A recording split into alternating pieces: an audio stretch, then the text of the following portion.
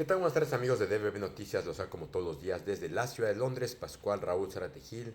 Antes de comenzar los queremos invitar como todos los días que entren a nuestro portal de noticias dbbnoticias.com, un portal que tiene el propósito único de mantenerlos bien informados de los distintos acontecimientos locales, federales e internacionales que le van dando la vuelta al mundo y a nuestro estado. Y comenzamos comentándoles el día de hoy que tenemos a nuestro invitado de lujo al doctor Werner Voigt, el cual nos trae una plática muy interesante. Pero antes de ello les damos una reseña, un recordatorio que el doctor Werner Voigt es un abogado calificado por Estados Unidos, prácticamente es uno de los dos abogados reconocidos por la Asociación Mexicana de Abogados, la barra de abogados pues con esta doble calificación. También cuenta con un doctorado por la Universidad de Derecho, del Cairo, en Derecho Islámico, así como también pues con una gran experiencia en la doctrina enseñada en la Universidad de Hamburgo y también de Bremen, perdón, y también en la Universidad de la UPAE. Bueno, como esta semana nos toca la entrevista en inglés, we are going to first of all thank you so much, Dr. Werner Voigt, for having you as every Friday with another very interesting topic. Almost a week ago, we were discussing the big issue that Cuba was going to face for the lack of supply of oil and from Mexico as well, and also the change of the new direction from the administration on foreign affairs with Cuba from the President Claudia Sheinbaum. And this week, this topic is not over. Therefore, today, Dr. Werner Voigt will talk about a topic titled Mexico's constantly changing strategy with respect to Cuba over the past 10 days is now going to provoke very painful punitive tariffs by Donald Trump. Do we really want a hostile relationship with a highly irrational President Donald Trump? Dr. Werner Voigt, good afternoon. Very good afternoon. Well, as you said, U.S. President Donald Trump said on Monday of this week that Mexico will stop sending oil to Cuba as he ramped up the pressure campaign on that Caribbean nation. He said, literally, Mexico is gonna cease sending them oil. He said that to reporters in the White House Oval Office on Monday. Mexican authorities, however, have not responded at all. Mexico is the single largest supplier of oil to Cuba at this time, which a nation which regularly suffered mass blackouts. Cuba relies very heavily on fuel imports of refined petroleum products for electricity generation and for gasoline and for aviation fuel. U.S. sanctions have prevented the communist government from purchasing enough fuel for years from its allies.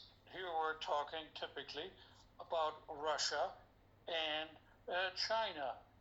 Now, the Mexican government was reviewing whether to keep sending oil to Cuba, as it worries that Mexico could face reprisals from the United States over its policy to do so. President Claudia Sheinbaum and her administration said on Sunday it would seek to simply ship oil to Cuba for humanitarian reasons without seeking confrontation, in her words. But they also said aid would consist also of other products for the coming week. Tensions have flared between Havana and Washington following the U.S. capture of Venezuelan leader Nicolas Maduro, long a close ally of Cuba.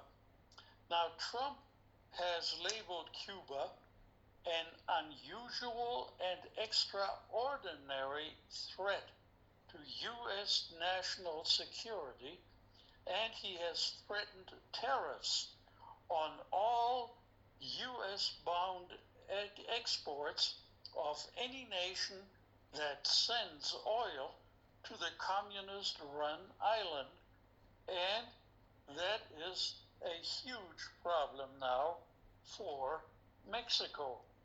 Now, Mexico, as well as I think Cuba, could face devastating crises. The country of Cuba loses access to energy. Other countries will not make up for a shortfall from Mexico given Washington's threats. Trump has privately questioned Sheinbaum about crude and fuel shipments to Cuba. Now, Sheinbaum responded that the shipments are humanitarian aid, according to sources familiar with a telephone call between Trump and Sheinbaum. They added that Trump did directly urge Mexico to stop all oil deliveries, period. He rejected the argument that these shipments from Mexico are humanitarian aid. However, the Mexican president says her country has in fact paused oil shipments to Cuba, but Trump doesn't like the word paused because that implies a resumption of oil shipments. So Claudia Sheinbaum said on Tuesday of this week her government has at least temporarily stopped oil shipments to Cuba, but struck an ambiguous tone in saying the pause was part of general fluctuations in the oil supplies, and that it was a sovereign decision of her government, not made under pressure from the United States. Well, that is just flat not true. Donald Trump is, on a daily basis, increasing the pressure on Mexico's government. Now, Sheinbaum was responding to inquiries on whether the state oil company Pemex had cut off oil shipments to Cuba in the wake of mounting pressure from Donald Trump that Mexico must distance itself from the Cuban government. Now, she said Pemex makes decisions in the contractual relationship it has with Cuba. This Sheinbaum said in her morning news briefing. Suspending, she said, suspending is a sovereign decision and is taken whenever necessary. Well, that's going to make Donald Trump very, very unhappy. Now, Sheinbaum's vague statements come as Donald Trump has sought to isolate Cuba and further ramp up the pressure on that island, a long-time adversary under strict economic sanctions from Washington. We're talking here about decades of economic boycott imposed by various governments in Washington. Trump has said the Cuban government now is ready to fall.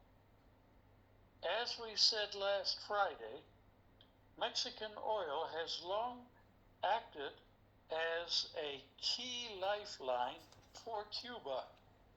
In its most recent report, Pemex said it shipped nearly 20,000 barrels of oil every day to Cuba from January through September of the past year of 2025.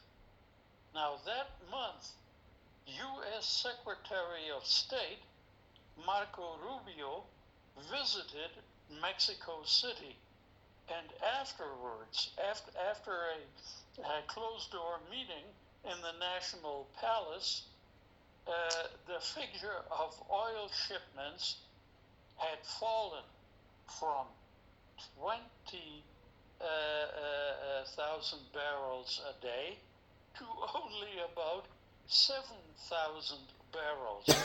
And starting in January of this year, 2026, it has fallen to zero.